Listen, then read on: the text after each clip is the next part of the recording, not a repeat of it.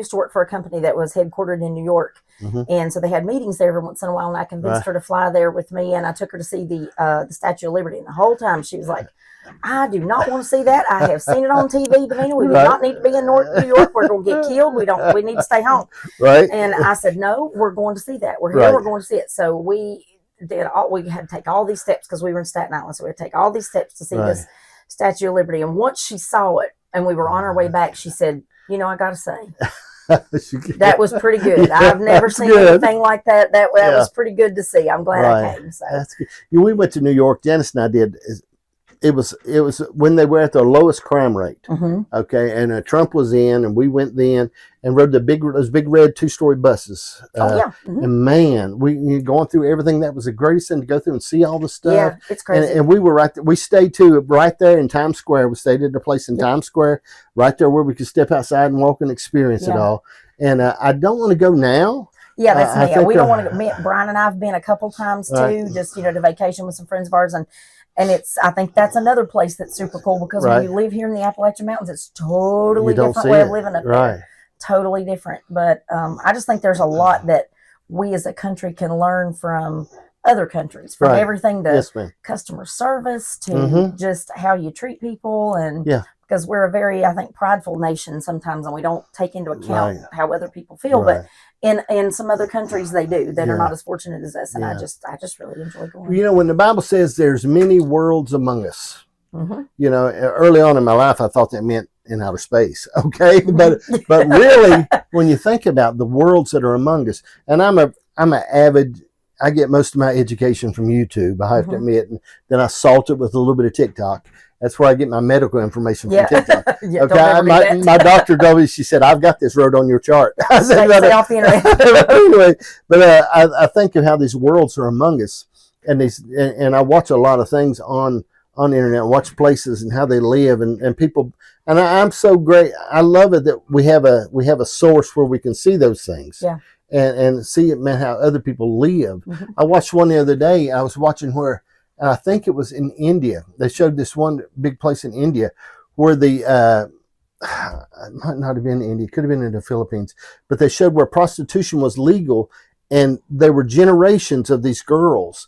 As 9 years old, they started into prostitution, and people come in. It was like $1 a customer, and they showed them. It was heartbreaking to see those, but it was a way of life, and they showed their whole life that they never thought nothing about. And this was a world they never lived outside of. They don't know what's happening outside their doors. So to them, it's just perfectly normal, and it's sad. And and I've watched on TV when you have all these hurricanes that decimate Haiti and places like that, and we've been not to Haiti, but to the country right beside it. And when you see these little shacks that are literally put together with just pieces of tin, that's how they live. And it's literally, especially, we went to the Dominican Republic, and there was one street that had Major League Baseball players' mansions on it. And literally 2 streets over, the houses were put together with little pieces of tin that were rusted, and they didn't have windows or they didn't have doors. They were just open. And you're like, well, no wonder they have so much damage, because there's nothing to hold it up. Yeah, and it's heartbreaking. You see these things but what's funny about it, we think about it a lot. If you've never known anything else, what we will see sometimes is so bad is normal for them. Okay, and I think that happens a lot in life, in our lives. The things that we take as normal, when we see it outside and we see other people, and we see it, and we see things. That's like cooking, okay? In Mexico, and I worked at a lot of places in Mexico. To be right in the kitchen, and chickens coming in and things going on, and there's just like it was nothing. Here, you wouldn't think, you think, what in the world? Okay, but these worlds we live in that are out here, and it's just totally different. Yeah, it is. It really is. Totally different. And then I think sometimes when we think about it, those worlds that are around us, they're a lot more peaceful.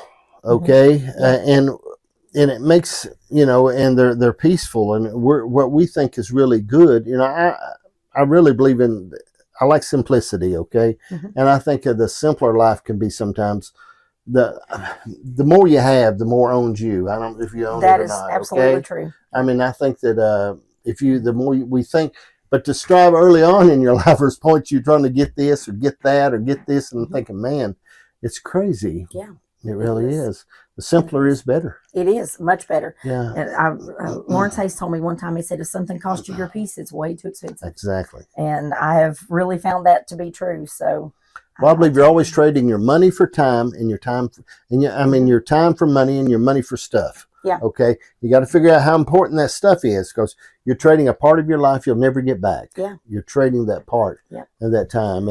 And sometimes it's time away from your family. Sometimes it's time away from your husband, your wife. It's time that you're trading, because life is all about trading. And I know, I can look back now because I recently just slowed down. I came off the road as a traveling nurse consultant and just decided to do something totally different. And I have enjoyed it so much. And I can look back and think, my kids, when they were talking about going to college and stuff, they were like, well, how did you know you were going to love it? And I'm like, well, listen, back in my day, it didn't matter if you loved it. You had to do what you could do to make money. So you found a job that you knew you would always have a job and have some stability. And so that's what you did, which I did love my job. I've always been very blessed to love it. But, I look back now and I can see that there were a lot of things we probably missed out on because we were trying to, get those careers in and work all those hours so that we could be noticed and we could be promoted. And you miss a lot of stuff. And now that I've stepped back and slowed down just a little bit, I'm like, how did we do all of that? Well, let's stir that just a little bit.